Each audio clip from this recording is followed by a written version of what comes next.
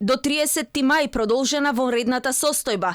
Владата бараше нови 30 дена, шефот на државата им даде само 14. Доволни биле за да се спроведат економските мерки, како и за окружување на борбата со коронавирусот. Но и да се носат нови уредби од страна на владата, која во вонредна состојба има и законодавна моќ. Дали уредбите се само за справување со коронавирусот, ке ценеле Уставниот суд и антикорупцијска, рече председателот.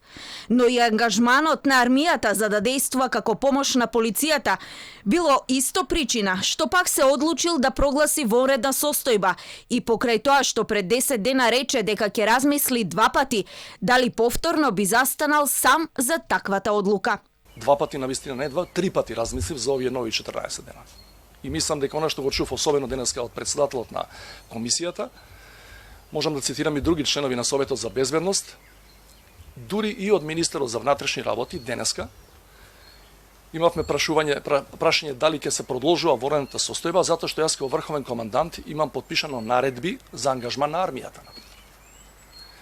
Значи, во изминативите 2 месеци, зависно од временскиот период, помеѓу 500 и 600 припадници на армијата беа ангажирани во поддршка на полицијата. Ако нема воопшто вонредна состојба од денес натаму, ако не продолжуваме, сите тие се враќаат во касарни. Но ако се бара да се намалат рестрикциите, како и да се скрати полицискиот час, тогаш зошто на полицијата воопшто би била потребна помош од армијата, кога обемот на работата ќе им се намали? Од друга страна, траењето на полицискиот час не е услов со самата вонредна состојба, а и самиот председател рече дека му рекол на премиерот Оливер Спасовски рестриктивните мерки за граѓаните и стопанството дека треба да се намалат. Пендаровски тврди дека вонредната состојба нема врска со изборите. Вели дека без меѓународни наблюдувачи избори нема да има. Од Комисијата за заразни болести му посочиле дека изборите се додека не се најде вакцина на коронавирусот, мора да бидат под посебен режим. Кај него биле и од ДИК, но тие датумот за избори не го одредуваат, туку тоа е работа на политичарите.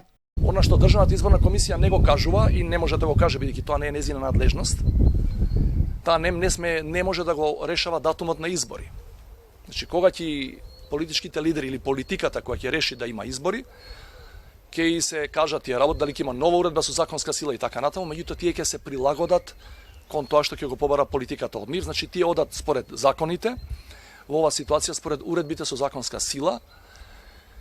Инаку да ве потсетам, ако има потреба, да речеме, од вонредни избори за председател, такви имавме, за жал пред многу години, уставните рокови се 40 денови да се заврши целата работа.